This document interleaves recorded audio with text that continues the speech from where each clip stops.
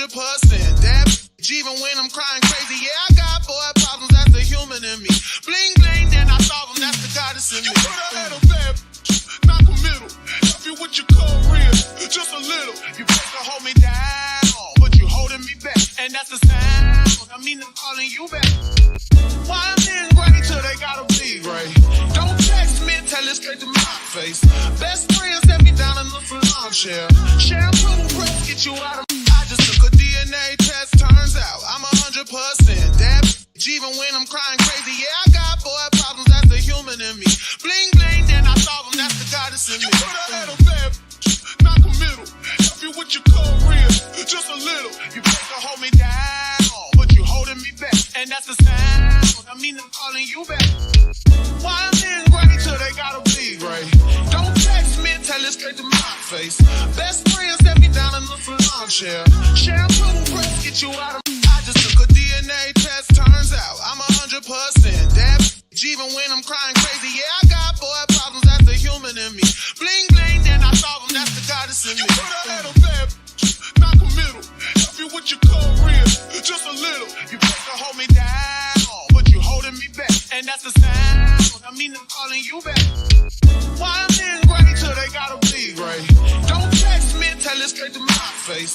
Best friend set me down in the salon chair. Shampoo press, get you out. Hey, y'all. Y'all already know what time it is. We are back to talk all things House of the Dragon, Season 2, Episode 4, The Red Dragon and the Gold One. Listen, we have a lot to talk about. I'm going to bring the panelists up. You know them. You love them. Let's get them on the stage, and let's get into this episode, starting with who was here first, where you can go for all of your cosplay and book needs, right? See the superior. Welcome, welcome, welcome. How are you today? Hello, hello. I wish I could say hello and hi Valerian because we got a little bit more of that this episode. But I'm doing great. Very excited to talk about the episode and my boo Eamon because he's suddenly becoming one of my favorite characters. But yeah, I'm happy to be here. Okay. Well, I hope when you learn High Valerian, you learn it better than Aegon. Okay. That's my hope and my prayer for you. Next to the stage, we have Kay.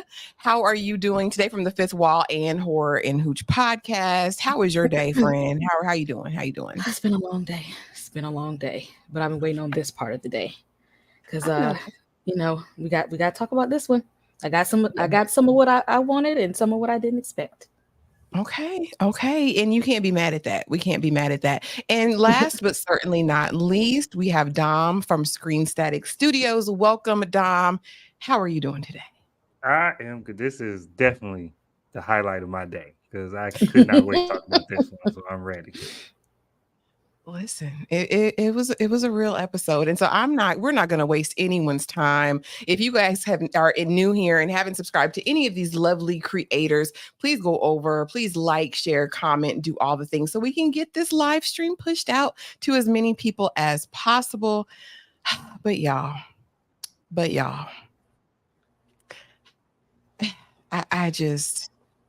I feel a kind of way. I do. I was in here. I'm not a cursing woman, right? But if I was a person who said cuss words, I think I would have said some real cuss words last night. I'm going to start with you, C. What were your overall thoughts of episode 4? All right, overall thoughts. I'm glad we got a little bit of, meaningful demises, I'll say, this episode. It was time. Some people need to go, and I'm not talking about the little itty bitty kitties, God rest their soul. I'm talking about someone that, we've become attached to and, get a little bit of, insight on. I enjoyed this episode. It was nice seeing the action, nice seeing the stakes. No notes. I really enjoyed this one. Okay. Kay, what did you think of the episode overall? Oh, well, I said all the curse words for you, Ashley. I'm just going to let you know. I said all the things. Okay. All of them. I think it was a really good episode. There was a lot of elements and there really wasn't any slow parts because every part of the show it meant something. Like every little piece of it, there was like just something there that we needed. So we need more episodes like this one. I got back I got back the Game of Thrones feel with this one. Okay. A lot of people said they were on their way out, but this episode pulled them back in. Dom, overall thoughts. What'd you think, sir? No, this was the episode we needed. We got progression from on the story on like every front, and we got dragon fire, and the war has started. So on every level, this episode did what it needed to do. So I'm glad. Said it needed done what needed to be done. And y'all, again, the first part was slow for me, but it wasn't, I guess it really wasn't slow, but Allison pisses me off so bad. And the curse in Harrenhal, those two elements really kind of irked me a little bit. So that was probably my thing. But like I said, by the time we got to the 30-minute mark, I was completely invested and excited to be here. Okay. Roderick says, RIP to the queen that should have been. Listen, true Targaryen, long live Rhaenys, period. The queen that never was, that should have been. Hey, Kibi, welcome. Hey, Joanne. Hey, friend, welcome. A says, sending love and respect to the queen who never was, the realest wisdom on the show. Rest in peace, Rhaenys. Yes. Amy says, I will definitely miss Rhaenys and Meleys. Yes, absolutely. I will miss the dragons. Needless. I read the book and I wasn't mentally ready to see Rhaenys and Meleys' death. Wow. Patty says, Allison drank the moon tea. I was screaming, hypocrite. I mean, we're gonna get right into it because why not? We got time, and that's what we're here for, right? Let's see. But let's start here, right? Damon's waking up, or not really waking up, but it's still in the dream. And again, we're seeing young Rhaenyra, and this time they have an exchange, okay? And in this exchange, she's speaking high Valyrian. She says, listen, Daemon, you made me. And now you want to take me out. Now you want to destroy me. Are you mad because your brother loved me more than he loved you? Next thing I know, he done pulled out the blade, head off shoulders, head still talking on the ground. Dom, did we need the talking head? What do you think about Daemon and Harrenhal? What are your thoughts? Daemon needs some melatonin. He needs something that's gonna give him a more peaceful sleep. I don't know, but this castle is getting to him. But I think that this is a really good portion for Daemon, because it's causing him to confront his like conflicting emotions. Because I think he genuinely is loyal. I think to his core, Daemon is a loyal person, and I think he genuinely has affection for Rhaenyra, but he just still sees her, like in the dream, he still sees her as something to protect, like a little girl that he has to like watch over, and he has to like reconcile those feelings with the fact that he thinks that he's the one for the position. Like, I think he respects the position she's in, but he just thinks he's the one that's supposed to have that position. So I think his time in Harrenhal is going to make him confront those emotions, and he's going to end up on either on Team Rhaenyra or as her biggest op. It's going to be one of the two.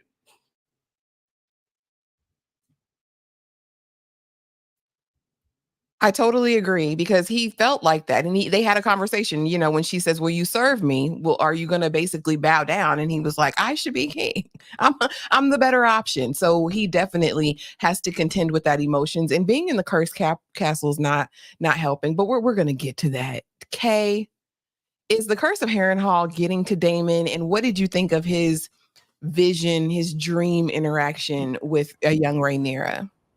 Oh, it's definitely getting to him. It is definitely getting to him. And I'm trying to pay close attention to the things, because I think it's foreshadowing. And we know that within the Targaryen family, a lot of them do have like the gift of sight. They have a lot of visions, and it doesn't, just add that their family is generally very open anyway, within like their third eye. Stack that on top of Harrenhal. Stack that on top of he just met a witch. I don't see good happening for Daemon. in the future. It's not looking too good unless he changes unless he like has the moment where he has a change of heart. But if he stays on the path that he's on now, it's not going to end well. Listen, I don't think you're wrong. C, what did you think of Damon still in the castle, still dreaming, still visioning?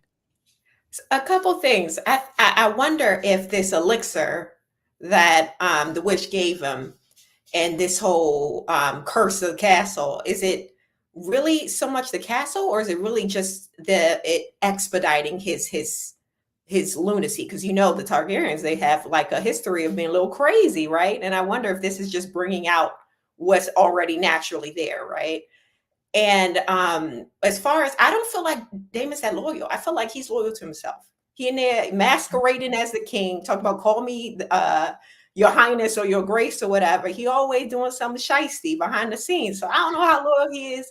And the fact that he always bringing out that killer move with the slicing off the head, because that's what he did to homeboy in season 1, when he was talking smack about Rhaenyra. So yeah, it just makes me wonder if these visions are going to continue once he leaves this place, and if it's just like making him get faster into that crazy loony bin of the Targaryen curse. Yeah, I'm kind of inclined to think that these are visions, right, of what's to come in one way or another, and depending on how he interprets it, it can help him dictate his next step. But I'm never gonna forget what the witch, the crow, whoever she is, and we'll get to her. I'm like, is she a three-eyed raven? Like, who is this lady? Is she a warg? Like, whatever. But she told him the first night, listen, this place is going to unalive you, Damon. That's what's going to happen. Amy says Damon's visions are something else, and they are right to his core. Okay. We've got some book readers in the chat, right? So you mean to tell me he'll deny a nutritious meal but guzzle the lean? Go ahead and stay in the trap castle. That's what I said. I said, is he really going to sit up here and drink this drink that this witch gave him? Mm-hmm. But again, we're back on more dreams. Now, this one was so interesting to me because we see Damon, right? And he's walking down, and I'm thinking at first, oh, he's chasing himself. Like, I'm like, oh, this is deep, right? He's going introspective, and he's got to look out for himself. But he sees himself, but his self is Aemond with an eye patch. Kay, what did you think of this? What do you think this means for the future? They've always been kind of parallel to each other. If you think about it, like Aemond is also the second brother, like Daemon. So technically you wouldn't be entitled to the throne, especially if the king has a son. Aemond is he's all you got to do is say, let's go.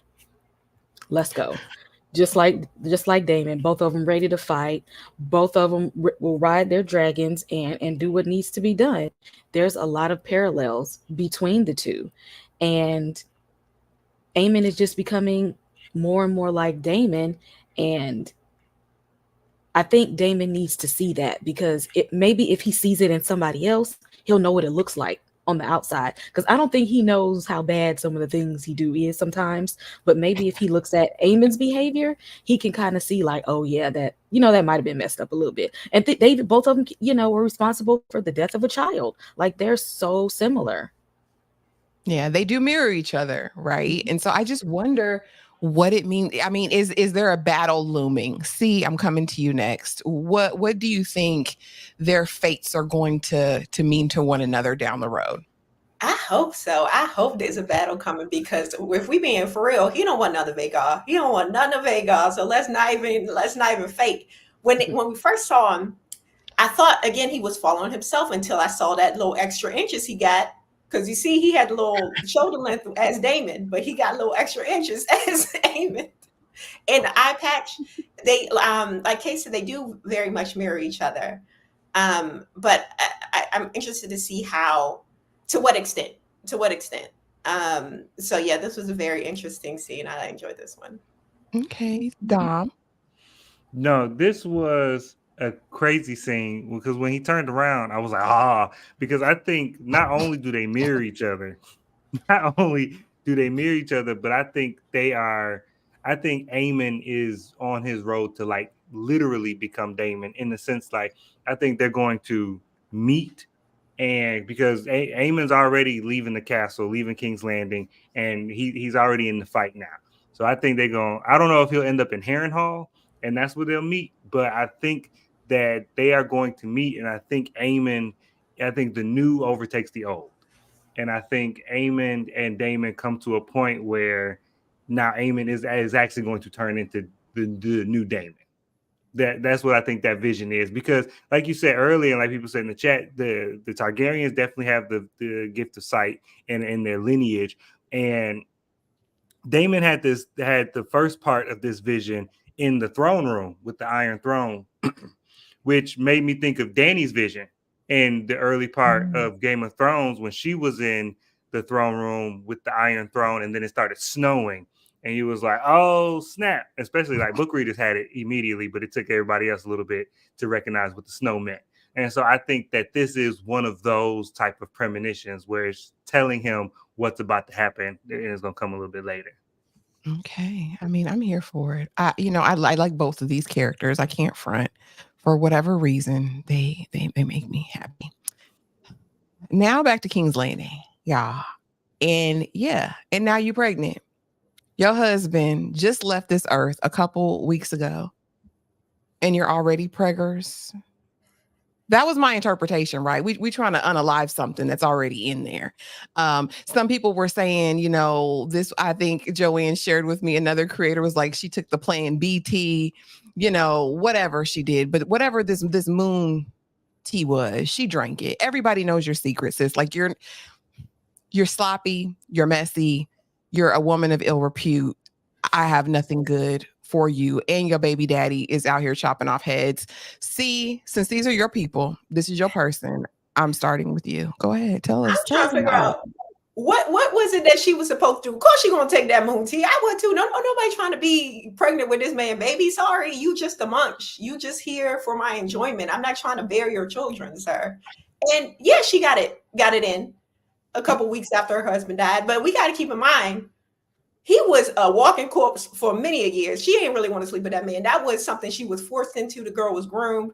So good for her for getting her a nice little young thing to knock her back out when she needed. Good for her. I'm trying to figure out what she did wrong. Not a damn thing. I'm telling you. Close your legs. Close your legs, because it wasn't just 2 weeks they've been smashing. She was well smashing before her husband took his little dirt nap. But keep in mind, she's smashing as an adult, as a grown woman. Rhaenyra was smashing as a child on the sneak. So let's keep it real. Alicent was smashing too as a child. I mean, she was married, but close your legs, Alicent. Close your legs. Close your legs. He's not a married man, but close your legs to married men. That's what I feel like I want to say. Kay. Because isn't Kristen, because of the Kingsguard or whatever, he ain't supposed to be having nobody anyway. He ain't supposed to even be doing all this. And now, if Alicent is right for doing what she's doing, so we gonna make Lori right too for messing with Shane after Rick was like dead for 2 weeks in a coma and he then moved on. I said, okay, Lori, your husband ain't even cold in the grave yet. We just already hopped on the next one. And already hopped on the next guy. And she knows she keep that tea on deck because her sons are reckless and went and had some for herself. And I'm glad Larys came in and seen it. We gonna get to that interaction. We definitely gonna get to that. Dom, what say you about Queen Alicent? Look, I said it the first time they showed them coupling, I was like, Alicent bet not get pregnant. Alicent bet not. And she had to take the moon tea. I mean, that's the same tea that she gave the little servant girl that the Aegon had assaulted. So it's definitely the moon tea. It's definitely the plant tea. And yeah, the Maester know too. The Maester know, and I'm sure Larys know. And it's gonna get out because it ain't no secrets in the Red Keep. So there's too many rats. It's definitely a whole bunch of rats now. You can kill all the rat catchers. So that part I feel like it's gonna come out later. That's gonna come out so long from now. We're gonna forget about it, and then we'll be like, oh yeah, you was out here popping it. But as she should. City girls up. Well, my thing is this, y'all. Because you sloppy too. You're not only raggedy, but you're sloppy. All right. Because here's the thing. If you gonna get it in, if you gonna bust it wide open after every draw leg and not make Sir Crispy Cole, Sir Coochie Cole, as Les Dog says, that was hilarious to me. If you don't make that man pull out, I know the pull out method was a thing back then. He there are other methods, there are other ways to not be this messy. But again, everybody knows it's you. Shout out to the Grand Maester, though. This black man with good sense, okay? Because he comes in, drops off the moon tea and says, listen, do you need me to see about the young lady? Because, it's going to come with stomach pains, all of those things. He said, no, I'll watch the young lady seriously. But before he leaves, Allison says to him, I just got a question for you, Grand Maester. You knew the king. You knew the king. And he says, yes, I knew the king. And she says, do you think that he really wanted Aegon to rule? Did he ever tell you that? That man said, he ain't never told me that. I don't know what you're talking about. That's sorry to that man, but he has never told me such a thing, and dipped on out of there. This is what I call a strategic, smart black man standing on business in King's Landing. I loved everything about the interaction. Then we see Larys come in, knowing all. Right. And I said it in my recap that if he would have asked her to take off these raggedy medieval kitten heels and deal with her feet in this moment, I would have fallen out. But no, he was very much there for her in her time of need, watching her study the histories, because now she feels like she needs to open a book. You had 15, 20 years in the castle and ain't opened a book, and now you want to read all of a sudden.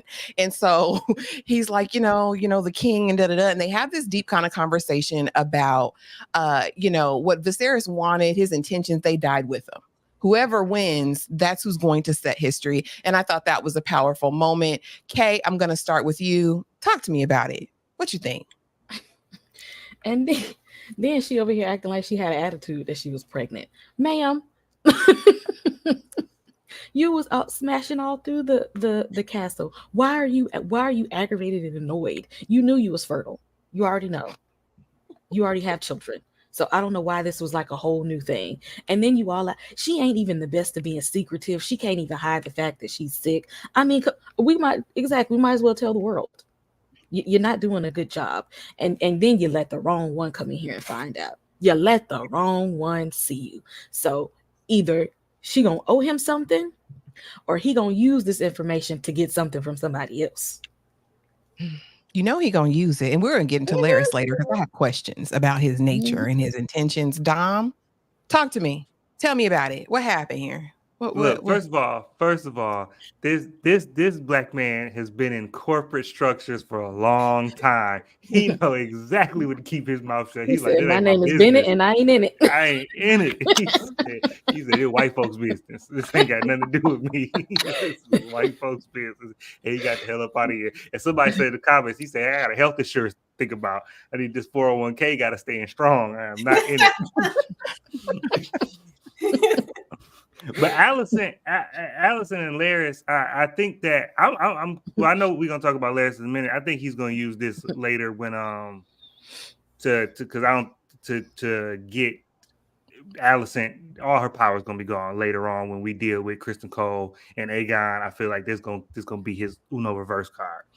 But the feet thing, I think the feet thing's done only because we haven't even alluded to it since then. I think once he became like Master of Whispers or whatever he is, Master of Whispers, and he like is now in Aegon's left pocket, I think that deal is over with because they don't even allude to it anymore, and he just be showing up. But he need to be put on the wait list. He can't just be popping up in my room. That's what we getting her messed up. You can put him on a wait list. He need to make an appointment.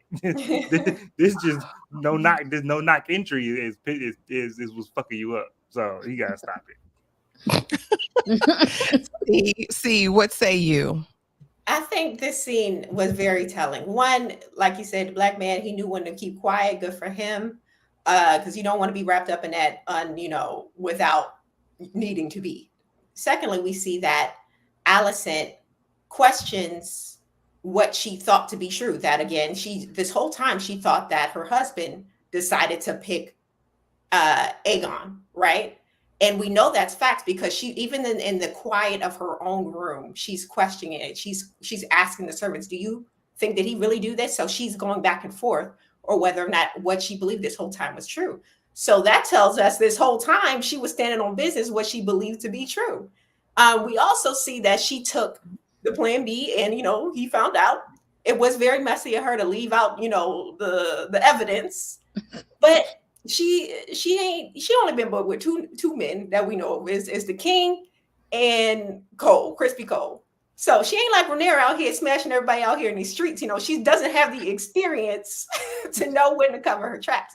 But I do love that she is, I think I said it in the first episode, that she doesn't have a voice. And I can't wait for her to find her voice. And I feel like she's finding her voice slowly but surely, which is why she's able to kind of go buck on them badass kids a little bit in this episode. She's kind of, able to make statements at the table early. I think in the last episode, she was saying what she believes needs to be done and how there's a war coming, unfortunately, which is something that she doesn't want to happen. So I love the evolution of Alicent, and I can't wait to see what happens in the next couple episodes with her. I agree with Shameen. She's trying to find that prophecy. She's trying to see if Rhaenyra was really the only one to know of it. No, that man, heifer knows how to mouth. be sneaky. She knows how to be sneaky, and she knows how to be abusive to her kids. And we're going to get to that. I didn't think that was finding her voice. I think that was sending an already jacked up child over the daggum edge. But y'all, we're gonna cover it. She's a terrible mother. Now that we have Larys here, right? Larys has planted seeds of doubt with Aegon earlier in this season. Now he's there, he reading the. Let's be serious. Larys and his clubfoot sat in Harrenhal and read all the histories. Larys know the prophecy. Larys knows it all, okay? He's sitting there talking to Alicent about something he already knows, right? And my question to you guys is, what is Larys's angle, right? Is he more Littlefinger or is he more the Spider? And if you remember, Littlefinger was all about self-promotion. Littlefinger was never nothing, and he wanted to become somebody. He wanted to be a contender. While the Spider, with all of his issues, right, he really wanted, I think, the best for the realm. His motives were completely altruistic. They were about the good of the whole. I mean, he'd cut you up individually, but as far as the realm, he wanted it to prosper and go forward. Dom, I'm going to start with you. Who is Larys? What's his angle? Larys is unequivocally Littlefinger, because, like you said, Varys was for the good of the realm, and he would take off a toe to save the body, but that's what the point was. He only gonna cut off the toe if it's gonna save the body. Littlefinger is just gonna be whatever gonna get me to the end game, because Littlefinger was really just about what is gonna amass me the most power and influence, and that I think is more aligned with Larys. I do think Larys has a specific goal. I don't think it's just about amassing power and influence. I do think that he has a specific goal in mind, or a specific thing that he's after. I don't know what it is yet, but I think he's moving all these pieces in place to get into a specific, I don't know if it's to get revenge on somebody or if it's to get a specific seat or a position of power, but I think he has an angle, like everybody, like how Game of Thrones, everybody wanted the Iron Throne and everybody was moving and shaking to get there. I don't think he's trying to get to the Iron Throne, but I think he's doing those same machinations to get to a specific spot. And right now, ain't nobody even hip to him. Nobody's paying attention to him. Nobody's seeing how this man is moving. And the only person that got this man's number is the dude in Harrenhal, who was like, we ain't had a fire here since they built this castle, but all of a sudden these two dudes burnt up in this room. Yeah, okay, he can't come back here. And so yeah, I think Larys is moving pretty swiftly right now. Listen, Sir Simon says we know who Larys is around these parts. See. I agree. He's definitely Littlefinger. We see he's been trying to ease his way up to be the hand, the king. He's trying, whisper a little something in Eragon's ear, whisper a little something. Whoever he need to whisper to, he's gonna do it in order to elevate his status, child. Okay, and he's using this whole, his disability and his sneakiness to do it. That's what it is. He's very unassuming, and that's what's going to be his. That's what has been his key in. And I don't think that he has anyone else's betterment in mind other than his own. Definitely a little Okay. fear. Okay, Kay, what say you? See, I see something else in Laris. I see a little something else. I see a little Okay. Tyrion in him. Because if you think about it, Mhm. in this so-called Game of Thrones, Tyrion wasn't seen to be useless because he, what did they call him in Game of Thrones? The imp, because he was an imp. And now Laris isn't that useful because of his club foot. And if nobody has use for you, you have no need to be wealth. You have no need to be sitting at the council. You're not going to be good for war. You're easy to kill off. They're not going to hook you up with somebody to marry. But now, if you can take what you are good at, which is lying, being sneaky, whispering, throwing shade, be conniving, you can find a little bit of power to where somebody thinks that you're worth something, and then they'll keep you around a little bit, keep you around and protect you. So I see a little bit of that. Okay, let's go back to the comments, honey. Amy says, what Allison said to Aegon is probably why he went off in such a way. Listen, that's what I think. Kibi says, come on now. 2v3. Allison ain't too far behind with her stats. See? Laris is about Laris. Laris is too hard. It's so hard for me to read. I feel like Laris could be schemed his way to the throne by now. He's seeing the side he chose may be the wrong one. Now, this, Shmi, you might be onto something here, because I wouldn't run it by Laris to switch allegiances. He doesn't seem like he's completely down for the current situation. And we know he was trying to cozy up to Aegon, which is why he planted the seed about Aemond wanting to rule with Alicent. So, I mean, we'll see. We'll definitely get to that. Kibi says Laris is a mess starter and is. Roderick says Laris wants to be hand. He's going to do whatever is necessary to reach that status. Okay. Laris will Just like play with Tyrion. whoever he needs to get what he wants. Yeah. I mean, Tyrion just wanted to be chose. He want to be useful. He want to seem like he's useful. Because what use do they have with him walking around that club foot? Yeah, because what did Tyrion say? I drink and I know things. That's all I'm good for. That's all I drink and I know things. And he did. He did. He was a drinker. And he watched everybody. Okay, so now we have Sir Crispy Cole, Gwaine, and Aemond, right? Between he and Aemond, honestly, and I know I've heard people say different things, but the method they took to isolate Dragonstone, I thought was genius, right? Let's not go directly to Harrenhal. Let's go to Rook's Rest. Let's get them. So then they're locked in land-wise. Nobody can get to them to help. We have all of these other bannermen from these houses, because once we take over and they swear fealty, they're on our side. But y'all, it was ruthless. I mean, when we see the scene with Sir Crispy Cole on that mountaintop with the man who won't bend the knee, it gave me Ned Stark, but not in a good way. It gave me like a evil zombie Ned Stark. Okay, when I saw Crispy up there with the blade, and the man was like Kingslayer, or what did he call him? Kingmaker is what he called him. And he said, you're going to end this way. You're going to end this way in kind. And I was like, look at him being prophetic out here in these streets. When is it going to happen? And I was hoping today, right? I hoped that at least his eyebrows would be singed off at some point in this episode. But alas, that didn't happen. But Gwaine is like, you're suicidal, right? Because you got us in these situations. The dragons are coming out. We've been doing all of our dirt in at the night, right? Because we didn't want to deal with the dragons. All the while, Kristen Cole knows the plan.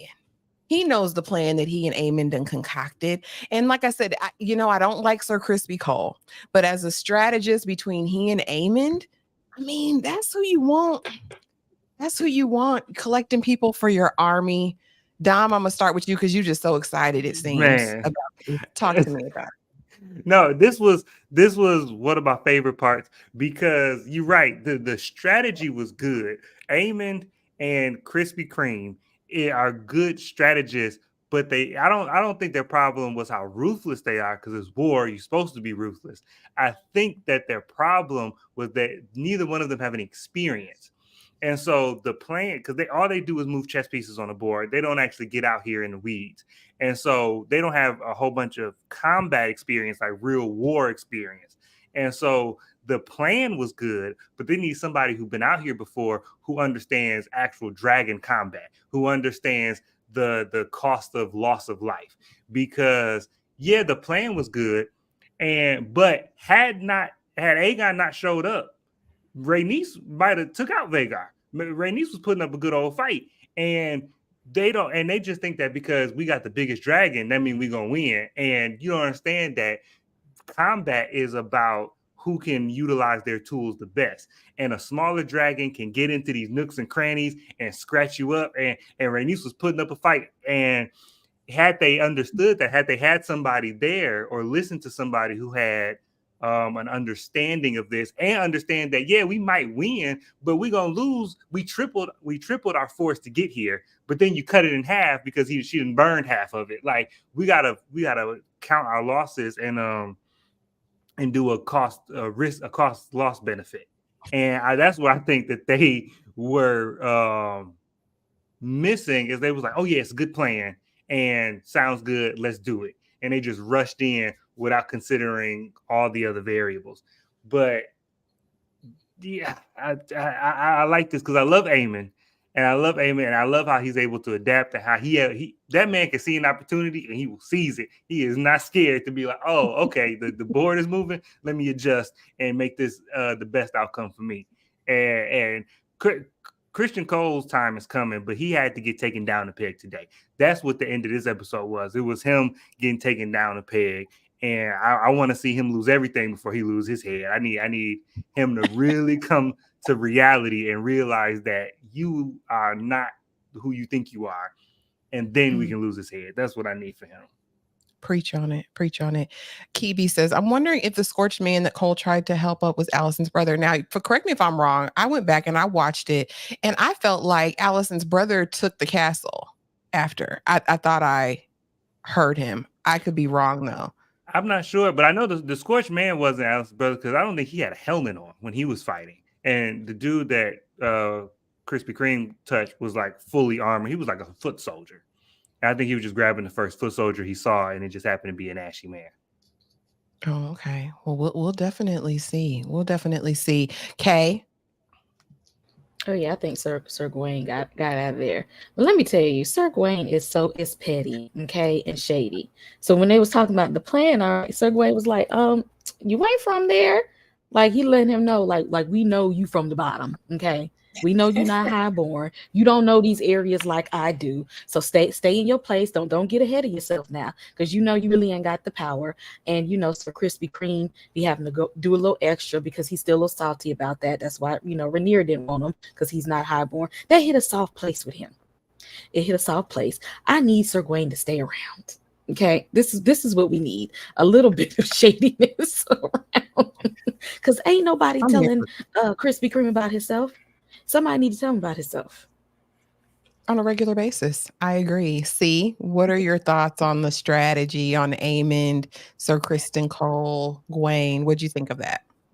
Gawain is the Nene Leakes of the show. He's going and hit you where her every time. And I love that for him. Like, I really like him as a character so far.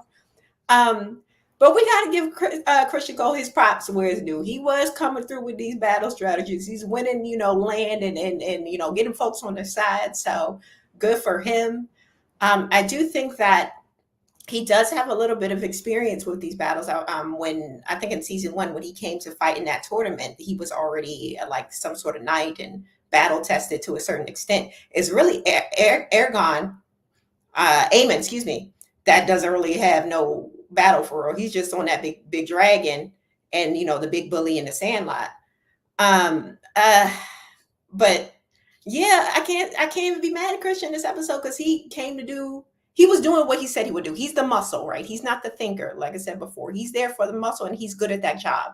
He just doesn't need to be the hand, because that ain't his, that isn't his calling. That isn't where he's blessed in. She said, "This is not his ministry." Yeah, that's not his testimony.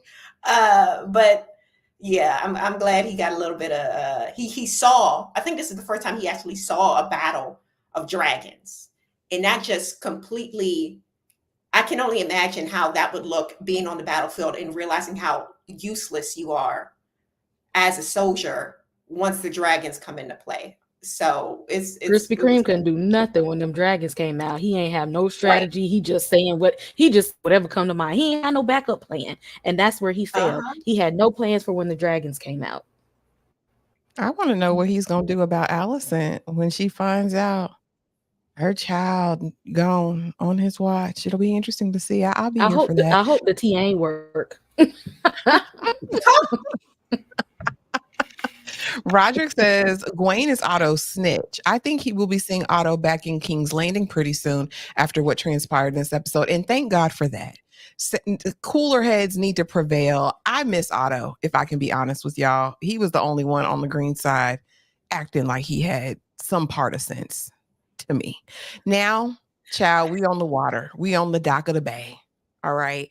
And Rhaenyra rolls up to Alan and is like, baby, you so fine. I didn't know you were so fine. And you saved my husband's life. Your mama must be beautiful. And I said, his mama must be beautiful. And it was a look of pain, anguish, and surprise in her face. Corliss rolls up like, why you asking all these questions? Why you asking all these questions? Right. That's not your business. We later discover that Alan, honey, Papa was a Rolling Stone. Okay. And Alan is his child. And she says, which kudos to Rainey's, because how many women would do this? If Caitlyn could have done this. Oh my God. That bitch. I still hate Caitlyn to this day. Catelyn, whatever her name is, Raggedy Heifer. I still can't stand her to this day for how she did John. But anyway, I digress. But if she had been a little bit more like Rainey's and said, it's not his fault what you did, how he got here, give him his titles, his lands, all of that thing. And so in this moment, I'm like, dang, well, maybe Corliss will legitimize his son and give him a name. You know what I'm saying? Give the man a name. Kay, I'm going to start with you. Corliss been tipping and dipping. What did you think about this interaction and this scene? No, Corliss, we had faith in you. We had faith in you. You're the only one out here that actually really love your wife. Don't nobody else love them. None of them. Nobody here loves. Why, Corliss? You let me down. You let me down. Because if it's him, who else is out there? Huh? What else we got that you ain't tell that's behind Rainey's back? What else you been doing? Well, he be on them boats all the time. Every time you turn around, he be like, I'm going out to sea. I bet you are.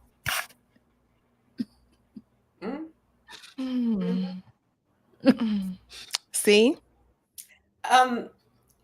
So at first, I was telling you guys before the show, I thought she was trying to put the moves on homeboy before her husband came out. I was like, oh, she about to get caught. She trying to talk about how sexy this little young man is, trying to get her a young thing. But it wasn't until you guys pointed out, like, oh yeah, that's his son.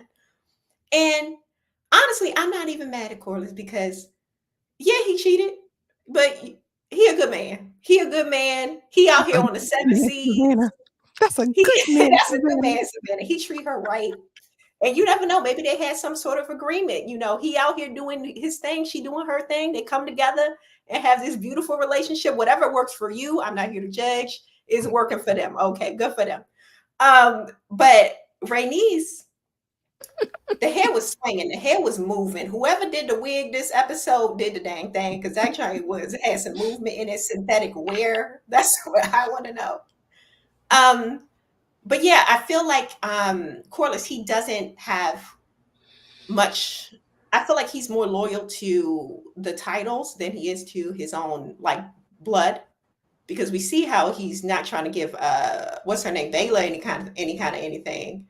And the way he was, you know, so quick to accept the bastard children of Rhaenyra without really, you know, popping an eye, it just speaks to me that why is it that you're so loyal to this family who's not your blood and is masquerading as that, versus a child who clearly is your child and you know it.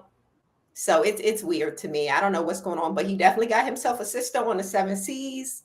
That is definitely 100% sister, whoever his mom is. Well, and that's the thing, right? Because in Game of Thrones, we talk so much about the blood being pure, right? That was the key for the witch, what she needed. That was the key for all of the lines. But when we hear the Sea Snake earlier this season, he's talking about how the name is more important than the blood. He like, F all that, right? They got our name. They're going to carry the name on. I'm not as concerned with the blood, which is why I don't think he's going to be legitimizing Alan. But we shall see. Dom, yeah, tipping and dipping. How you feel? What Look, when you on the high seas, they be look. This ain't nowadays where you get on a plane or get on a boat. You gone for a week and you come back. When he gone for months. He gone for sometimes years. And look, that man, that's a grown man. That's a grown man. So that was 20 years ago. That was 20 something years ago. And we ain't heard about no other bastards. That was 20 years ago. And look, Rhaenys said, I'm gonna stand beside him. I'm gonna stand beside him. And so y'all let that happy couple be happy. And that was the last time they saw each other. So y'all let this happy couple be happy. I think that they will. I think now that Rhaenys is dead, and the last thing she said to him was get his man what he has earned, and she's dead now. So any perceived disrespect to her is not in play now. I think that they're gonna let this man grow his hair out, and we're gonna see them that white fade he gonna have, and then he will be because you're right, he wants the name. And he wants the Valerian name, but he also wants an heir that knows what the hell they doing. Like his problem not giving the heir to these younger kids is because they've never been on the sea. Like they don't know anything about the sea and they really not interested in the sea. But here you got, but Corlys ain't a young spring chicken. Like he ain't got but a couple summers left. Well, I mean, he got a few summers left, but he ain't got time to be starting over. And so you got a man who is seaworthy. He know his boat, and he's a humble, honorable man because he saved them. He ain't looking for no payback. He's trying to do his job. I'm just trying to clock in, collect this 401k. The black men in this episode are securing the 401k. They doing their job and they going home. They clock in, do their job, go home. And so he's an honorable man. I think that I think Corlys would be dumb not to legitimize this man. Now, I think he's gonna legitimize this man and name him heir, and then that brother gonna mess it up. That brother gonna mess it up because he looked like a brother that messed some stuff up. That's what he looked like. He always looking to get a handout or something. So I think that's what's gonna happen. That brother gonna mess something up. Or he's going to be unalived. That was my thought. I'm like, he legitimizes him because I'm like, that's a strong young man. He looks virile. You know what I'm saying? He would have some kids. Like, the name wouldn't have to end with him. But listen, and anybody with a promising future in Game of Thrones is oof. Yeah. Heavenly Game says Corlys got in different area codes and does. And clearly. Somebody earlier, okay, books, gers, and purrs. Hey, he probably has a sea wife at every dock. Wild. I mean, hey, that's a Navy man for you, right? Well, what happens at sea comes back as a bastard. But hey, we gonna what can you do? The tides always come back in. Kiwi 23 says, "Yeah, I got to see how he responds to his wife's death and possibly accepting sons." We'll see. Corlys both of them. So here's the thing: the brother I hear is a dragon rider, but he doesn't have the hair. So I don't know. Are they both from him? I mean, because word on the street is Corlys was with Rhaenys since she's 16 years old. And Rhaenys isn't a spring chicken herself. So they've been getting together longer than these boys are alive. So if he messed around and got the lady pregnant twice, like, come now. At least it's the same woman. Yeah, definitely. But Rhaenyra's kids don't have the hair either, and they can still ride dragons. That's true. Because they're half Targaryen. Well, I guess they're half Valerian, so the same have principles Valerian. apply, right? Because the Valerians can ride dragons too. Corlys sailed the 7 voyagers. He got biddies north, south, east, and west. Oh my goodness. Yeah, there's no male heir. Maybe he'll ride a dragon. I know his brother does. I know the brother with the locks is a dragon rider, apparently. That we'll find out later on. All right, y'all. Let's get into this next one. I hate Rhaenyra's small council. I hate everything about them. They are raggedy. They hate women. I don't know why they're there. Fire them all. Rhaenys is trying to keep the peace because, they ain't listening to Jason Baela. She didn't came back and like, look, they're building their forces. We need to take action. Well, Baela, why didn't you burn them up when you had the chance? Because my queen told me not to. And how about you get on a dragon and you ride it and show me what you would do? You hear me? And they steady rapping. And so Rhaenys finally steps in. It's like, I'm trying to maintain the order. And they say, Princess, why should your word hold any more sway than ours? I'm like, y'all are some women hating people. And they said, well, she haven't even made you the hand. I told y'all, Rhaenyra, instead of doing her little side quests and missions, set some order at least before you leave. You hear me? Make Rhaenys the hand, give her some authority, empower her. And so they're steady rapping, honey, until the sea steak comes in. And it was a tent hut. Like, all right, sir. Yes, sir. And he's like, are we going to sit here arguing while the world is falling around us? And I mean, Corlys got some authority. He walked in some power and authority, and I liked that for him. Kay, I'm going to start with you. What'd you think of the small council? And what'd you think about this whole situation? The small council been trashed since Daemon been sitting there. Okay.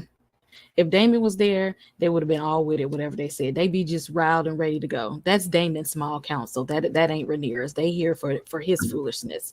And Rhaenyra know what type of people that she left them with. So that was wrong of her. Because she knew they was a little off because she could barely control them. But Corlys came through right here. He came through. I was so glad. Walked in and said, I'm sitting. Okay, because I dare y'all to tell me what to do. He got the points back. I almost didn't like him a little bit, but then he came in. I was like, okay, we cool again. We cool.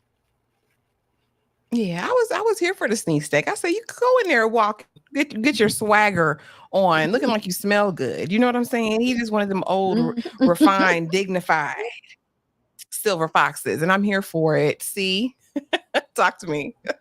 I agree, because even his wig was giving in this scene. I said, okay, yes, Big Daddy, come in and give you a little 2 cents. Get him in order. This is why she turning a blind eye to these kids, because that's her man. He going to protect her and stand up for her every time. And we love to see it. Yeah, this is definitely this circle of the council, definitely the she, man, woman hater club for sure. And I feel bad for Rhaenys because clearly she's the most qualified in the room, right? And she would have been a great leader. And she's stuck behind the shadow of old ranky, nasty old Rhaenyra. It's a shame, man. It's a shame she just got to work with what's been given. But again, Corlys giving him his flowers. Yes, come and stand up for your woman, his wife. He said, don't you talk about keep our wife name out your mouth. We love it. Dom, what say you as the man on the panel? What say you? And look, when a real man come in here and put that bass in his voice, let's get the movie. Yeah, I wish you would say something because I'm gonna do something. I'm gonna touch you. I wish you would do something. No, and at the moment, so when this episode started and in the beginning of this season, I was like, well, maybe Rhaenys will be the hand, and she definitely, I think, deserves and is capable of being the hand. And then, but when he walked in, first of all, when they threw it in her face, when they threw it in Rhaenys' face that she wasn't the hand, and then Corlys came in, I was like, oh, Corlys is gonna be the hand because Corlys is because Rhaenys and Rhaenyra are two on the same side of things, and the hand needs to kind of be like the vice president in the sense where like the queen is kind of this kind of disposition, and the hand can do some other things that the queen can't do. And I think Corlys, one, he can control the small council. And this council isn't that wild. honestly, this council isn't that much more wild than Aegon's council. They just a bunch of men that are more self-centered than anything. You just need somebody who can corral them and somebody they're gonna listen to. And when Rhaenyra there, when she's present and accounted for, they move like she want to move. She just every time they act wild is because she ain't there, and she didn't. And like you said, she didn't put any systems in place for stuff to be taken care of when she's not there. So she's not a good delegator. And so she need Corlys there. Go and put the pen on his chest. And he got time now because he ain't got no wife. And so and he finna legitimize his bastard so he can take the tides over. So he gonna have time. And he already got the largest fleet. He got the most power in there anyway. So that's who you want making your decisions when you're not there anyway. He's got the coolest head. Corlys need to be the hand. And Rhaenyra needs to stay her ass in Dragonstone.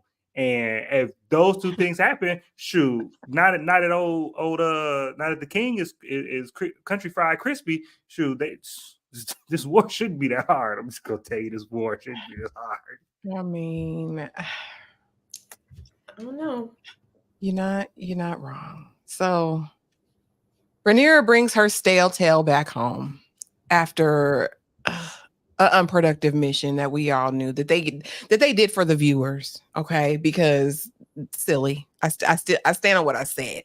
You know, before I take it back, I'll add more to it. Ain't no way she should have went with one companion to King's Landing. And Jace as much told her, you know what I mean? Told her as much. Jace is pissy at her because he's like, Mama, what are you doing? You're doing the absolute most. You're not here when we need you. It's messy. Of course, everybody is standing in full alert when Rhaenyra comes home. She tells them what she did. And they're basically breaking it down. Like, listen, Queen Rhaenyra, it's going down. And I said, if this heifer don't send a dragon, I'm going to fight Rhaenyra because stand all the way up. It's like, it's time. All right, it's time. And so they're talking and she's like, you know, they think I'm, you know, too cautious, but I just had to go and make sure that there was no route to peace. But now that I know it, I'ma go. Rhaenyra, shut up. There was no way in the world that you were going to be able to go. Like, the stuff like that is what pisses me off. Well, I don't want my dragons out there on the battlefield while I'm in the coziness of Dragonstone, girl. Who cares? And so, of course, we know in this moment, Jace want to go. I'll go, Mama. I'll go. And she's like, Jace, you can't go. You the heir apparent after me. Also, I done already lost a child, so there's no way you can go. So who volunteers? But Rhaenys, which we knew was inevitable. And I was saying in this moment, don't take Rhaenys. Don't take her. Mm-hmm. Don't take her. I wanted her to stay. But this is what we saw. Dom, I'm going to start with you. What did you think about Rhaenyra's return and the plan? Rhaenyra is kind of similar to her father in the sense that I used to say in season 1, I was like, Viserys is a good man. He's not a good king. And I feel a lot of the same way about Rhaenyra. Rhaenyra is a good person, but she's not performing as a good queen at the moment. And I think even in Game of Thrones, somebody said that Jon Snow was hard for a good person to be king. But now that she has went through literally every step she could, and she's sure that there's no other way to get peace, because now that we know Alicent is delusional and there's no pulling him back from the brink of war, that she knows now this is the only way to unite the realm is I gotta win or I gotta die. And for a second I thought that she was gonna go. I thought she was gonna buck the system and just take her dragon and go. But also she needs some Daemon need to be here, because she needs some dragon strategy. She got ground troop strategy around that table. Somebody who need to be dragon strategist, because if I'm gonna send one dragon, I'm assuming there's gonna be another dragon that pop up. I don't know why. They got dragons too. Everywhere I go, I'm assuming it's a dragon. To me, and they got the biggest dragon. So I would send Rhaenys because she's the most battle tested. Send Rhaenys, but then I'm gonna send probably Baela. Mm-hmm. I would hate to send Baela, but I'm gonna send Baela, and she gonna do the perimeter. She gonna do the perimeter, and she gonna fly around and look like, hey, because we ain't got we don't have cell phones. Raven's too slow. If she ever need backup, we not gonna know. And so Baylor been doing surveillance this whole time. Send Baylor to do surveillance, and look, like only engage if it's absolutely necessary. Because if she did that, then Ray needs to go back home to her good black man. But because we ain't had no dragon strategists in the room, that we just thinking that we're gonna send one dragon across the bay and that's gonna be it. But they got the biggest dragon over there. I'm assuming everywhere I go that mug is sitting in wait.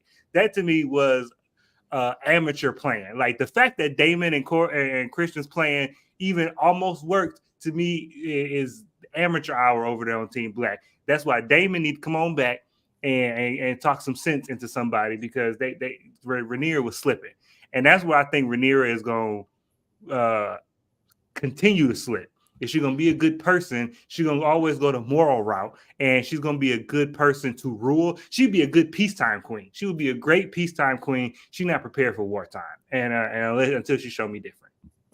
I know. Beyond further, I mean, people on the panel might disagree with you, but Rhaenyra does have a good heart. We've seen it demonstrated. Now, what do people do? That's something different. But Lord, I don't even want to. But I'm gonna go to you next, C, because I know you're gonna try to say something else. We done already went down on Rhaenyra, came down. I'm not gonna get too hard on her, but I will point the finger where it needs to be pointed. And Rhaenys's death is 100% Damon's fault. Y'all thought I was gonna say it's definitely Damon's fault, because his old raggedy tail should have been at the castle, and she wouldn't have had to have gone out alone had Damon, who's battle tested on the dragon, had been there to have the assist, right? She came out there alone. And what did they think was going to happen? So it's 100% Damon's fault, and by way of Rhaenyra, because she should have had that man home from beginning. She know damn well it's just Rhaenys there who really know how to ride a dragon, and all these amateur hours around sitting around. No, what's going on here? And the fact that she thought she was about to be 007 top spy last episode, going where she don't need to go. And the only reason she survived is plot armor, because really she should have been gone. But the difference between her and Aegon is about this slim, because Aegon done went on the battlefield where he shouldn't have went. Rhaenyra done went across enemy lines where she shouldn't have went. And the only reason she got home safe, plot armor. And I'm glad she finally shared the prophecy with her son, because how long you was about to hold on to it? Like, why is it top secret like this with your own child? Especially given the fact that we see, had your father not been so top secret with it, we wouldn't even be here today, right? So I'm glad that she, looped someone in on this little top secret prophecy. So then at least it could be passed on, and it won't be so much confusion, hopefully, if this were to happen again. Yeah, I was watching a content creator earlier today, of course, going back to Game of Thrones and talking about Stannis's daughter. And we know that she loved her books, and she read this, and she talked about the battle between the half brother and half sister Aegon and Rhaenyra, and what resulted in that. And I thought that was a great little piece, not piece, but really the story. Now, Kay, Roderick says the Greens need Otto and the Blacks need Damon to balance that lopsided parameters going on in both councils. What say you? And what do you think of Rhaenyra coming on home finally? And the plan? That was a dummy mission. She went on a whole dummy mission to find out Alice really ain't worth a damn. You knew she wasn't worth a damn when she slept with your daddy and stayed there and then let her son take your throne. So she went all this way just to confirm that Allison was a dumbass. At that point, you should have said, we're clear to burn it all down. Now y'all are short y'all's biggest dragon. Melee's is their biggest dragon, and then now you're gonna have with Syrax and Caraxes, they're gonna have to double team Vhagar to do a little something. You should have said, Damon said in the beginning, he said, let's get all of the dragons. Come on. That's what he said. Over there before they pay attention. Let's go ahead and burn it down. This is the time we should be thinking about burning it down. There's no peace in this. There's no saving it. Allison is choosing to be willfully ignorant to the fact that she got it wrong. Burn them all. Yeah, because what's the point of reading the book now, Heifer? It's too late. It's too late. It's too late to read now. What does it matter what it said? Like she said. But anyway, while all this is going on at Dragonstone, Maylee or Masseria, right? White Worm is lurking. I just want to know real quick. We won't stay here a long time, but see, what's up with her? Can she be trusted? Is she really for Rhaenyra? What you think? I like her. I like her. If anybody's, I feel like she's as loyal as can be expected, right? She's going to, if you're loyal to her, I feel like she would be loyal to you. And so far, Rhaenyra has shown her that her loyalties at this moment are, aligned with her. So I don't feel like she would go, behind backs like that unless she has to. She's going to do what needs to be done if it needs to be done. But right now, I feel like she can be trusted. Okay, Dom, what say you? Yeah, I think she's loyal up until but I think she's loyal up until it puts her life in danger. Like she ain't putting her life on the line for nobody, but she's gonna be loyal up until it gets real dangerous. I think she's just been paying attention to all the other black men in the show. She's been paying attention to all these black men who stay in their lane and cash that check and secure the 401k. So she's like, look, y'all didn't ask me no questions. I'm not providing no answers. I'm going to speak when spoken to, and I'm going to clock in, clock out, and go home. That's all I think she's doing. We just had to keep her there in the background so we don't forget that she here. But, she'll come into play later on. I'll be honest, I just didn't like her lurking. I mean, if you the master of whispers, come on to the table, come on to the small council table, like sit down. Don't lurk around. See, when you start lurking around corners, whispering on the side, like that's what the part that makes me nervous. Kay, what say you? I mean, if she there, go ahead and tell Rhaenyra what they talk about on the streets. Give her the tea. She need to know what's going on so they can go ahead and hop on these dragons. If this is what your job is, go ahead and whisper, hey, they talk shit about you in these streets, okay?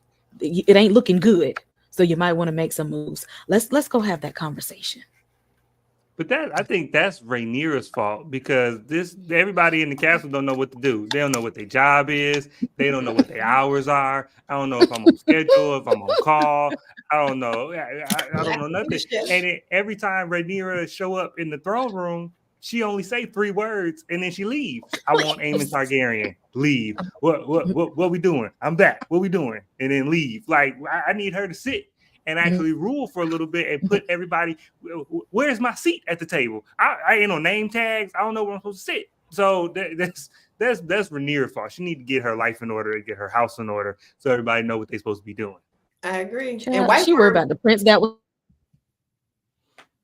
I promise you're gonna lose this war. I feel like White Worm. She's supposed to be the master whisperer, so she doesn't need to be at the table so much because she's there to collect the tea anyway. She got to be quiet in the corner so she can collect the tea and whisper what the heck was discovered. If she out there in the open being people though, this is her team. We gotta watch everybody. And Larys sit on the small council table, and I think the Varys in Game of Thrones sat he was on the small council table. Well, I need to master whispers because I need. But she a woman. She a woman. We already know this is She-Man Woman Hater Club. She got to be on the side collecting the tea. Bayla's there. Well, Bayla Royal. This is a random woman of color. Right. If you don't sit in the back of the bus, a former, working girl. They ain't about to pay her no mind. She got to be in there listening, and that's it. Now, again, we knew Ray wasn't going to war herself, and we knew Rhaenys was going. So y'all are gonna see some slides just showing love to Rhaenys, the queen that never was but should have been. Meanwhile, at King's Landing, see, your king is unraveling. All right. He finds out that they didn't take Harrenhal. They go on a Rook's Rest and he's mad. And Aemond had to get up there and school him in High Valyrian. When I tell you it was like a PhD candidate talking to a kindergartner in High Valyrian, the way Aemond owned him in that room, the small council didn't speak Valyrian, just the two of them apparently. And the way that they was looking, like that sounds really, really bad. Aemon's like, this is the plan. This is a better plan. All right. He explains everything thoroughly about why they're doing it the way that they're doing it. And Aegon says, I don't care. I don't like it. Bust out the Valyrian. And he's like, okay, what you gonna do, King? They're all waiting for you, King. Are you ready, King? And finally, Aegon is just like, I quit. See, talk to me about your people and tell me, what did you think of this small council meeting, Aemon and Aegon's exchange, honey? I was like, Aegon didn't pay no attention. Like, he knows 2 words of High Valyrian. Like, what the heck? I gotta add this disclosure every episode because I am strictly here for Allison and Ava and Team Green. Because this man is a mess. He don't even speak High Valyrian. He hit him with the "we make war." Like, sir, what were you doing when everyone else was learning High Valyrian in the family? Where were you? He's being low Valyrian. Right, exactly. But I'm here for Aemon kind of like throwing his weight around a little bit. He said, "You gonna respect me, right?" I'm telling you, like I said last episode, villain origin story. He is no longer here for anybody. He about to embarrass you where you need to be embarrassed. And honestly, he is more qualified than the king to be the king. If we being honest with it, so far, he's showing that he is. It should have been him. That's what it's showing. I mean, shoulda, woulda, coulda been. Shoulda, woulda, coulda. Yeah, he went down bad in that scene. Okay, how'd you feel about this interaction? It tickled me. It's not Aegon's fault because they didn't train him to be a king,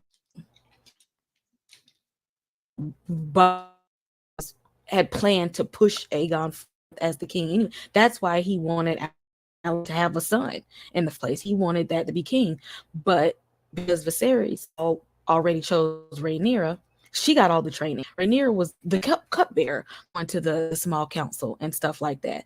She sat around the table. She's got to know these people before. Aegon was in the streets. Okay, he was out making here in the babies, streets, making all little illegitimate children and stuff, drinking and all. So he making friends with guards and all this kind of stuff. He's out of place there, just like Sir Krispy Kreme is out of place being the hand. You got you got these fools out of place trying to do something they are not qualified to do. And Aemon is like, since y'all ain't got it, I'm gonna be the only strategist. Because I honestly believe that Aemon did not tell Mr. Crispy what he was going to do to Aegon because he looked very shocked. Oh yeah, Sir Crispy didn't know that part. He didn't know. And I don't even know if Aemon knew in the moment. But like I told y'all last week, and I said I hate to be right. But then I called Kinslayer last week. I just want to say it because you don't even get embarrassed like that with your little micro peen walking in front of everybody. You don't get embarrassed like that and don't want to get it back in blood. And then I went back to season 1, and Aegon would join in anybody who was making fun of Aemon back in the day. But I hate to see him go down bad like this. Dom, the king is unraveling. Yeah, well, because the king's not a king, and y'all didn't make him a king. Y'all put a crown on him and told him and patted him on his head and told him to be a good little boy. This man, first of all, this scene was amazing because High Valyrian has got to be the best fictional language ever. And the way it was rolling off his tongue, to me, that was better and smoother than anybody in Game of Thrones. Definitely better than Dany's High Valyrian. This was the best High Valyrian I've heard, and it was pissing me off. I was like, you ain't gonna talk to me like that. Who are you talking to like this? Aemon is just, I think everybody's getting fed up with Aegon because they thought that he was going to be a puppet king. They thought that he was just going to sit there and they were going to be able to run the country through him. And now he's a person who has ideas and has opinion and is trying to be king, but he doesn't have the tools. And ain't nobody really trying to help him. And he also ain't really trying to listen to nobody.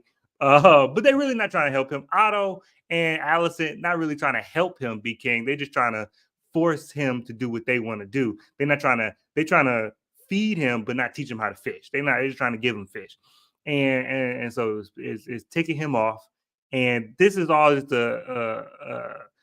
both of these boys are a product of horrible parenting. They have a horrible mother. Alicent is right under Cersei as worst Game of Thrones mother. Like they and Aemon too, because up until today, up until this episode, Aemon has been ridiculed. Aemon has been talked about. Aemon lost an eye. Like all the kids was teasing Aemon back in the day, not just his brother. Everybody was on the hate Aemon train.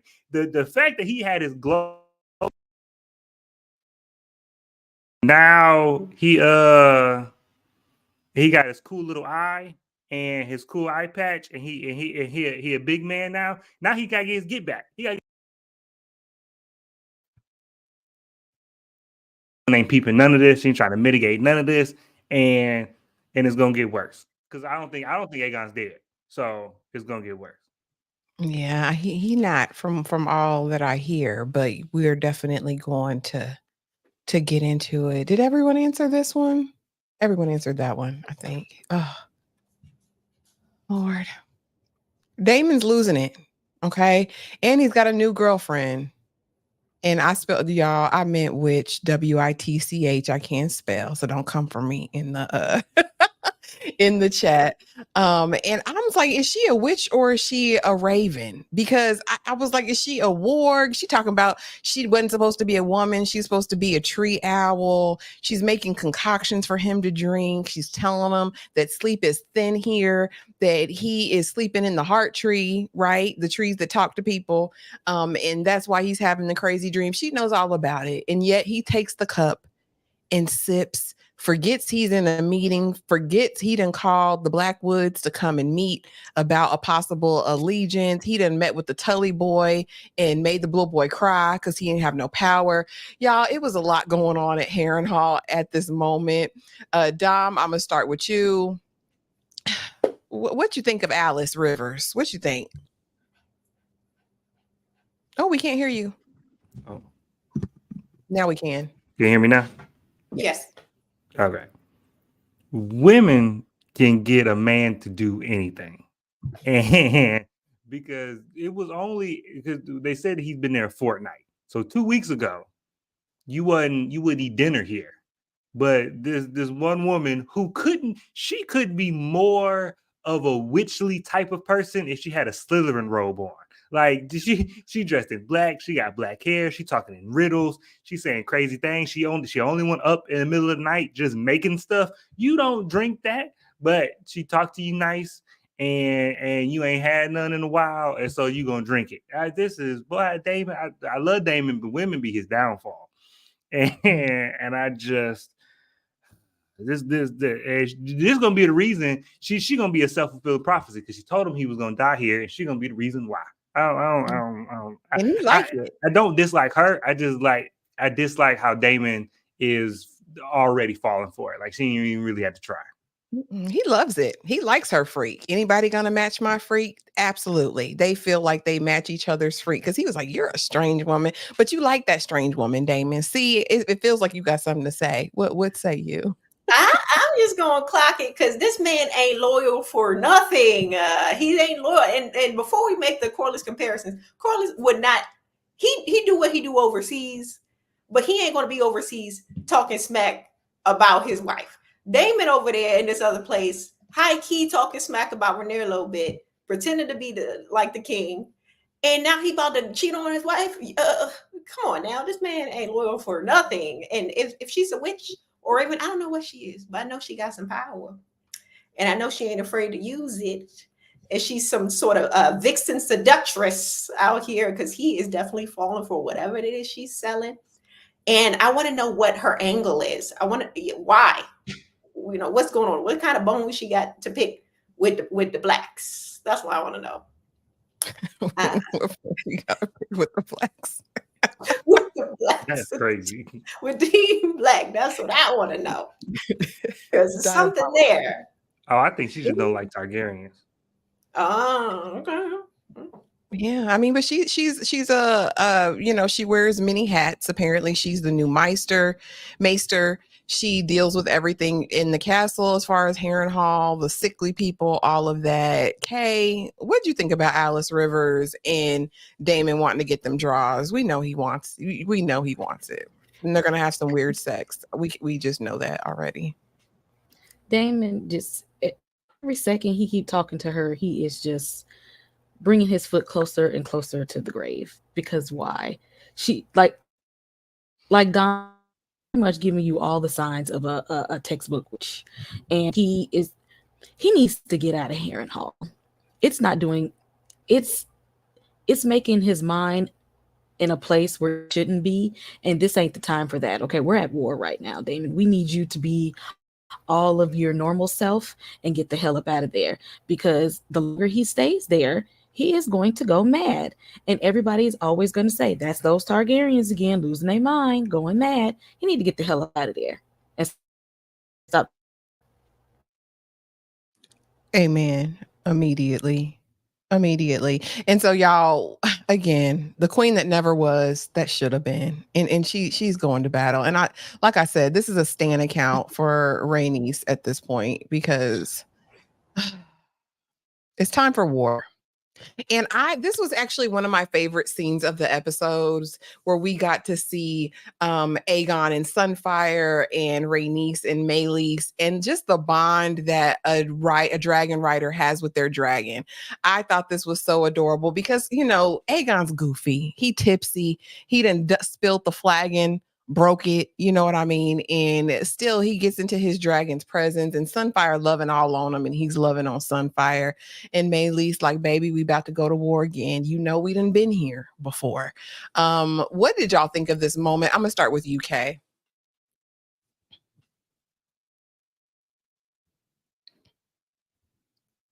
You're muted or frozen. We'll come back to Kay. C. I thought it was nice that we did get to see the bond between the dragons and the riders.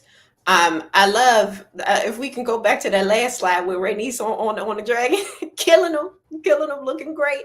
Got her, her sternum on. She ready to roll with her black fit. Love to see it.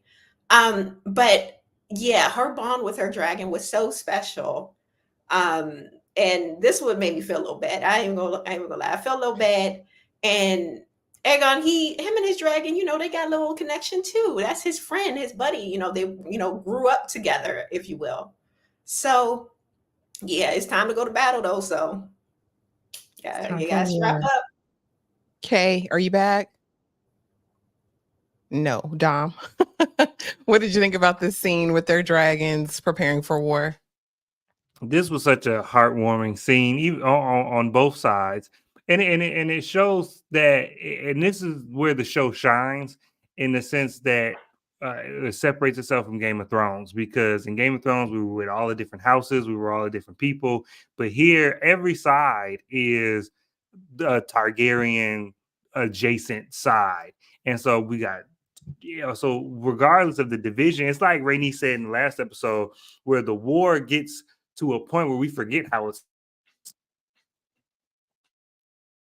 You're cutting out. Your sound cut out, Dom.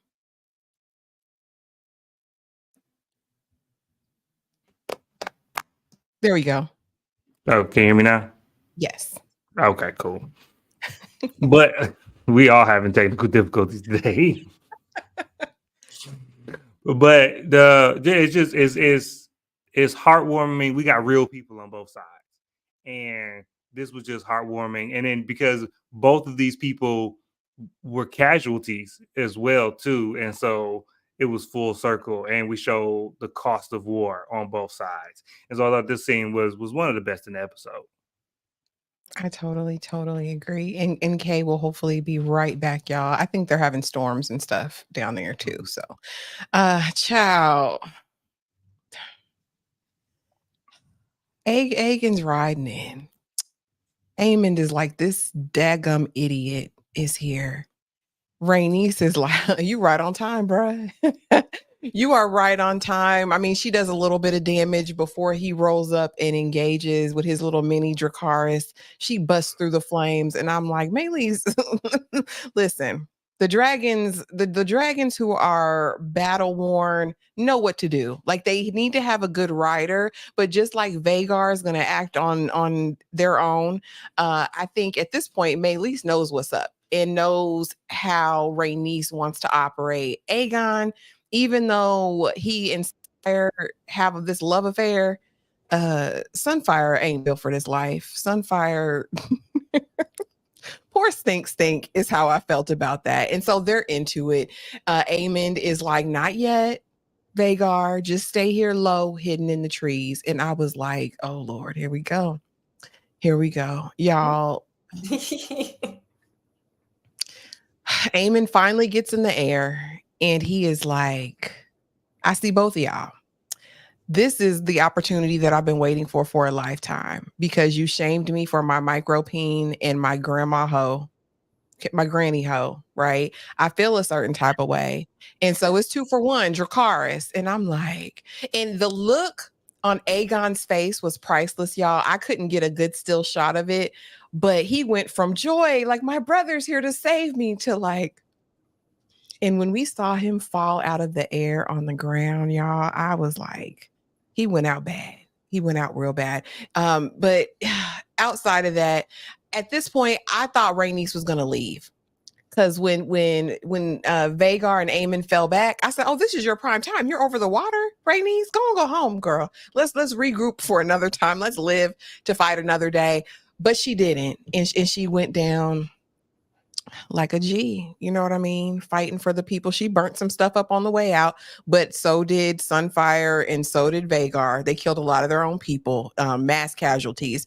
Dom, I'm gonna start with you. Or no, Kay's back. Kay, I'm gonna start with you. What did you think about the dragon battle, Aemon's decision, and Rhaenys's passing on? Oh, this was everything I was waiting for. And I think Rhaenys knew she was going into battle. She knew how hard it was going to be. I think what she wanted to do was if she knew she couldn't take them by herself, she wanted to harm them and weaken them so the next people can come along and do something. She said, as long as I get a few taps in to make it. And Aemond ain't. Aemond, you know, if it was that, Aemond was playing the long game. Aemond playing the long game. And poor Sunfire, he wasn't ready. Sunfire was not ready for that battle. Drunk drive, having Aegon out here drunk driving. But who let him do that? Where was his King's Guard? Why they let him out the house to do that? His mama did it. His mama told him he wasn't ish, wasn't ever gonna be ish, not to do nothing, and so that's why he decided he needed to do something. Dom, what did you think about the battle? This was my favorite part of the episode, if I can be honest with you. I loved the Oh yeah, this is where Game of Thrones. This is where all that budget go. This is where all that good Game of Thrones money go. And this was great because this showed war in a different way than we've ever seen in Game of Thrones, because this isn't one side versus another side where it's very easy to tell who's who, and we can tell who's winning and who's losing very easily. Like, this was chaos. And especially as soon as the dragon, when Vagar was stomping on people, and I'm like, wait, what? That was they people. He just stomping on everybody. And because dragons don't care. Dragons don't care. They like, I'm trying to burn stuff and eat stuff. And when once Aemond said, well, hold on, we ain't gonna go just yet, I'm just like, oh, it's over with for my boy Aegon. I thought he was, well, I don't think he's dead, but Aemond definitely took his opportunity. And Aemond been waiting. He's been waiting patiently for an opportunity to supplant his brother, because he knew his brother's a mess up, and he was waiting for him to prove him right. And I think this was a great opportunity, and he took it, and it was great. But Aemond, and he really needs to thank Aegon, because had this boy not showed up, then I don't think Aemond is coming out of this. I think they both. I think Rhaenys dies regardless. I think she would have died regardless. But I think that she would have took Vagar, or at least Aemond, out in this battle. I don't think that Vagar would have won. I think he would have been wounded. He might have died, and Aemond would have died if it was just him versus Rhaenys. But Aegon showed up, messed some stuff up, and now the Team Black lost the queen as far as chess pieces go, and Team Green is just real hurt. See, Okay, a couple things. I don't think Rhaenys really wanted to be there. I think she was there out of duty. And because if she didn't go, who would, right? Because we kind of see that even in season one, she was kind of Team Green, kind of Team Black. She was kind of towing the line for quite some time. And I feel like she still feels that way, but now that she's made the decision to be Team Black, she's going to see it through. I also think that poor Sunfire, her and Aegon got the same energy. They just there to drink, have fun. They ain't really about that wartime like that. And it's a shame that he done dragged poor Sunfire out there because she wasn't prepared. She wasn't ready. And it was a mess. And him going out there, I know we want to blame Allison, but that ain't nobody's fault but his old raggedy daddy, unfortunately, because the same way he was bringing Rhaenyra in these rooms, he could have been bringing Aegon in these rooms just in case. You know, you got the heir and the spare either way. If it was Rhaenyra, it should have been the heir and the spare. But he was so focused on Rhaenyra, who's still out here making these stupid decisions like she wasn't in the room with her daddy when he was making, being king. It's really a failure of the father more so than a failure of the mother, because as we see, they don't even listen to Allison anyway. So had she had been like, oh yeah, baby, you can do whatever you want, he would have just like, shut up, mom. I hate you, mom, like he liked to do. So but I do love Vhagar. I didn't like him at first last season, but the more I see this dragon, honey, the more I love him, because he just out there on the battlefield doing what needs to be done. He don't even be moving his wings like that. He just would be one swoop. And Vhagar got holes in every single wing. I'm like, how is Vhagar still airborne at this point? Vhagar have been through determination. That's what's keeping him in the air. He's battle ready, bloodthirsty. I love it. Lord, Vhagar. And I just want to know, is this the reason? What is the reason? Was this the reason, Kay? We bringing back a slide from last week. Was this the reason Aemon said, let's just do a 2-for-1 deal. Let me take my brother. Let me become a kinslayer. Was this the reason? That was the last straw. Was the reason. That was the last straw right there. He was thinking it in his mind the whole time. He was like, I'm gonna do something, but that was the last straw. And and then Sir Crispy out here telling everybody in the field, look, our king has come to fight with us. Boy, to do what? Fight and do what? What did Aegon do? Sit down. You just wanted to put your words in something to make it seem like you had this planned out in the beginning. Him and Aegon need to go sit down somewhere. Immediately. See, was this the reason? I feel like it's part of the reason, but the real reason is he made him deny his wife in front of everybody. That's the thing. His old grandma girl, that's the love of his life. The love of his life. And the fact that he had to deny her, that's what did it. That's what did it. Granny ho, Dom. Was this the reason? This was the straw that broke the camel's back. This was when he was walking away and you saw him have his chin up. Can you hear me? Mm-hmm. Oh yeah. When he was walking away and he had his chin up, he was looking, he was like, okay, that was it. That was your last one, boy. That was your last one. That's all it was. So now he that was it. So now it's time. And now he's Aemond Kinslayer. Now, we talked about this a little bit before when we had the Battle of the Erics, right? And how Kinslayer is one of the worst titles outside of Kingslayer, like Jaime Lannister was. Kinslayer is about equal to that. When you take out your own people, it's terrible. How do you guys think that Aemond is going to fare now that he may be not even a Kinslayer, right? Because in the next scene, we'll just go there, right? Well, we'll go back to burn up Crispy. I wanted to see him burnt up. We'll go down to here because he's with the blade, right? He sees where Aegon went down. He went to find him in the forest with his longsword and looked like he was about to just go on and finish the job. But Aegon is probably still living, y'all. Okay. What do you think? Is Aemond a Kinslayer? Or is Aegon still alive? Either way, they're going to blame it on Rhaenys. Okay. They ain't gonna say Aemon did. Either way you spin it, they're gonna say it was Rhaenys' fault. They're gonna say, "Oh, Aegon, that wasn't me. That was Rhaenys." And if he died, "Oh, I didn't do. Rhaenys did that. That's why I used Vhagar and I went and I got her. I killed her because she shot down my brother." They're gonna spin this to where his hands are clean. But I really hope that Aegon is still alive out there to tell the truth, and he need to go out there and tell Otto. We need Otto at this moment because the house is awry. Will Aegon be able to talk? I mean, Dom, See, yeah. if he made it.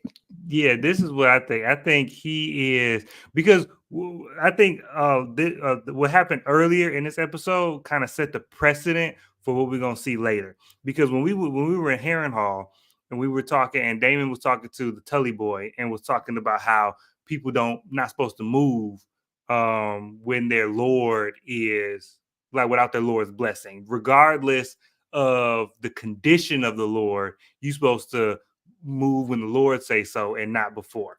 And so I think that this is what's going to happen to Aegon. I think Aegon is a crispy chicken, and he can't talk, he can't move, he can barely breathe. I think he's going to be bedridden, and I think they're going to keep him in the Red Keep. Well done.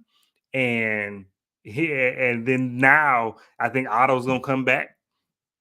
And now, because now Aemon is because really he did what his mom wanted him to do. Because now he's going to lay there and do nothing. He's going to be a king that is going to sit there and do nothing. So now everybody else can run the country like they want to. Just like Viserys laying there like the Crypt Keeper doing nothing. Exactly. He's going to be just like his daddy. And now Alicent, and that's why I don't think nobody's going to know. I don't think nobody's going to know what Aemon did until maybe later, but they're going to go home and they're going to be like, oh my God, it's so terrible. And because Crispy Cole is, even if he know, he's not going to say nothing, because without Aegon, he loses all of his power. Without Aegon, he's no longer the hand. Without Aegon, he's probably not the King's Watch, definitely not the head of the King's Watch. And so he's just going to use this opportunity to get close to Alicent and secure his own position. But yeah, I think Aegon is a vegetable, and we just gonna move through him and act like he's saying stuff. Okay. Well, I mean, I like blame it on Rhaenys. I think that's the lie that will carry both Aemond and Crispy back as heroes. You know what I mean? Unless somebody said it in the comments, unless Gwaine tells the truth of what happened. You know what I mean? See? Yeah, you didn't see nothing. I wonder, when we see Aemond at the foot of his brother, right, after he's already been burned up, I wonder, was he there to finish the job? Yeah, and Crispy came up on him, or was he contemplating kind of like having his, just like laughing at him that, yeah, you were talking all this big mess about me and look at you now, you got what you deserve? Because I feel like there's this escalation of Aemond's violence. We see in season 1, Vhagar took out the little boy, and that wasn't necessarily what Aemond wanted to do. He was shocked by it. We also see that in this episode that he's, got his brother got his just desserts, right? So I wonder if Crispy had not have shown up, would have taken it there or not. I'm not sure. But I do feel like if anyone were to find out what he did, they would be upset, but they also feel like Argon wasn't prepared to be king anyway. So he kind of did the kingdom a justice by doing it, because you got this boy who's unqualified out of there, right? So I wonder if he is deemed unfit to be king because of his possible, if he's incapacitated, will it go to Aemon? Like I want to see what happens. I think they rule how they ruled in Game of Thrones, right? When the kids were too young, Cersei ruled in their stead with the hand of the king. So if he's incapacitated, I don't think they'd even tell the small folks. I don't know. You know what I mean? I think they would rule in his stead with him still being like the figurehead. And I agree with the comment section. He was definitely going to finish the job with that long sword. It was up and it was stuck. Well, see, I think when Christian was walking up behind him, I think he was already putting it in his sheath. Like he wasn't taking it out. I think he was already putting it back. Now he might have picked up the dagger and finished it, but I think he walked up with it already out and saw that Aemon was kind of crispy already, and was like, "Oh well." I think Aemon thought that he was already dead. That's what I think. I'm not saying he wasn't there to kill him. I'm just saying he thought he was already dead and he was putting the sword up. That's what I think. Was that Aegon's dagger? You know, Yeah. that was The so Valyrian he steel was blade. just there to just be like, yeah, I got what's yours. I don't know. It's Yeah, he interesting. had on Aegon the Conqueror's armor. Remember, he had pulled it out because he felt like he was going to be whatever. So the dagger, the armor that's now burnt to him, apparently is the thing. Now, this pissed me off, y'all. I can be honest. Like I said, I at least wanted his eyebrows singed, half of his hair, like hair on the left side gone. I knew we weren't going to get to see Sir Crispy Cole out of there completely, but I wanted him hurt more than he was, y'all. I just had to say that. I mean, He I took pretty just far that. Yeah. y'all, next week, episode 5, what is next? I'm gonna start with you, C. What are you trying to see in episode 5? What are your thoughts? I know it's going to be chaos in Team Green because what are they going to do to kind of, spin this situation? The king incapacitated. It's been a mess. They lost a big player, right?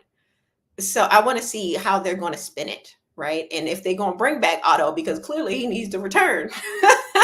And I'm interested to see more of Damon. Is he gonna just keep getting crazy and crazier? He gonna when he finally get the coup from the witch? Is it just gonna take him over the edge? Is he gonna be extra crazy after getting it? But yeah, that's what I want to see in the next couple episodes. Okay, Dom, what do you want to see next? Next, I think usually when they have a big episode, when they have a really big episode, the next one is kind of slow because we got to pick up the pieces, and not slow, but just more. It's like more dialogue heavy, and so I think it's going to be an episode of, the ramifications of what just happened on both sides, and so we're going to see some mourning for Rhaenys. We might see a like a bodiless funeral or a vigil or something like that. And then we'll see King's Landing in chaos. I think, King's Landing, not the Red Keep. We're gonna see the Red Keep in chaos because I think the episode is gonna open with them ushering that boy's body back into the Red Keep and Allison freaking out because she done lost. What is this? Her third kid? How many kids has she lost just this season? Like she is losing them, and she running out of spares. And so, I know Aegon's not. Is Aegon her kid? That's just hard for me to keep. Aegon is her kid, but also Rhaenyra's brother. Yeah. This family is ridiculous. But but I think they're gonna pick up the pieces and they're gonna decide how they're gonna move forward. Like as far as ruling in his stead. I think Otto shows up at the end. Otto walks in like I'm don't call it a comeback. That's what I think happens next episode. Okay, Kay. Any predictions for next week's episode?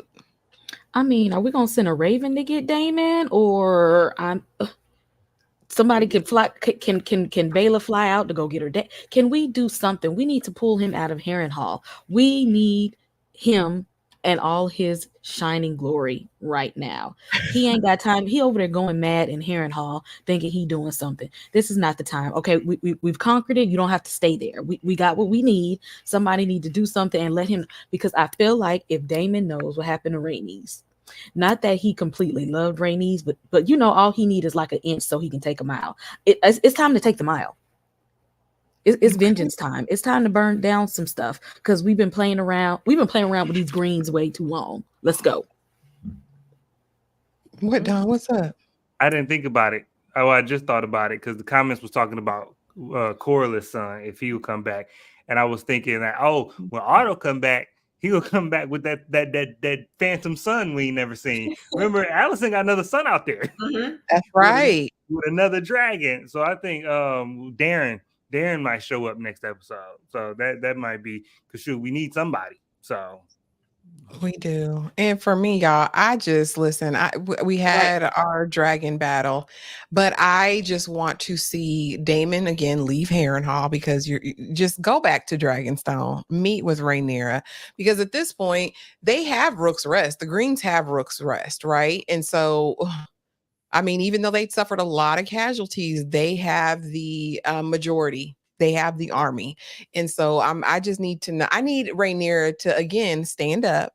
Okay, they're gonna have to count this loss. I do want to see what happens with the sea snake and how he's going to grieve this situation Mhm. if he is going to be made hand of the king. But for me to stay on board with Rhaenyra, I'm gonna need her to step it up like 10 paces. Like I need her to be about her business and strategize for this war because war is up on us. You know what I'm saying? Like, ugh, and I'm just over it. But y'all, we did it. We did it. That was episode 4 of House of the Dragon. We got like 60 some people in here at one point, consistently like 50 some people in the chat, which is amazing for a Monday night. Y'all know how I feel. Thank y'all so much for being here. We love you down real bad. And so I'm now going to give everyone the floor to talk about what you guys have going on your channels. And I am going to start with you, Kay. Let me see. How do I? Ciao. There we go. Well, it didn't work. Hey. So, y'all see me. Y'all hear me. Horror people, sci-fi people, comic book people, come on over. I got reviews for new movies such as I just did a quick review for Quiet Place Day 1, The Watchers, Tarot, Godzilla -1, Imaginary, Abigail. We're talking, of course, House of the Dragon. Let's see, The Boys. I've got some throwback movies, some underrated horror movies, some horror movies that you might have seen, some classic horror movie reviews and recommendations. So if you ever need anything to watch, you can't think of nothing to watch, I need you to hit that subscribe button right there. Hit that subscribe. And we need to see all of y'all back on Tuesday because we are spinning the block and we are going over Interview with the Vampire, season 1, episode by episode. So we need y'all to come back tomorrow. Period. Y'all go subscribe to Kay. She is so close to 1,000 subscribers. Yes. Please go support. Please like, comment, share, watch some videos, get her watch hours up there. Next, C. What you got going on, C?